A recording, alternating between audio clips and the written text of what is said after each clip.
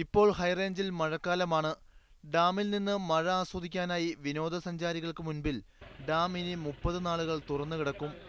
പക്ഷേ ഡാമിൽ പ്രവേശിക്കണമെങ്കിൽ ഡാമിനോട് ചേർന്നുള്ള കൗണ്ടറിൽ നിന്ന് 50 രൂപ പാസ് വാങ്ങണം. മൊബൈൽ ക്യാമറ ഉൾപ്പെടെയുള്ള ഇലക്ട്രോണിക് സാധനങ്ങൾക്കും ഡാമിൽ വിലക്കുണ്ട്.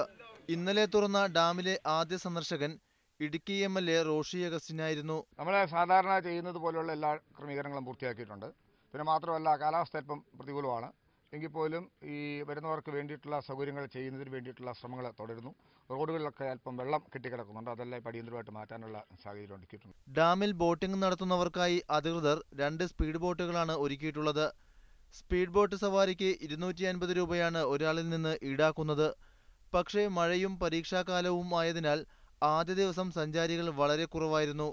ഓണാവധി ആരംഭിക്കുന്നതോടെ ഡാമിൽ സഞ്ചാരികളുടെ തിരക്ക് കൂടുമെന്ന് അധികൃതർ പറയുന്നു. വിനോദസഞ്ചാരികളുടെ വരവ് പ്രതീക്ഷിച്ച് ഡാമിന്റെ സമീപത്ത് താൽക്കാലിക കച്ചവട കേന്ദ്രങ്ങളും ഉയർന്നിട്ടുണ്ട്. മീഡിയ 1 ഇടുക്കി.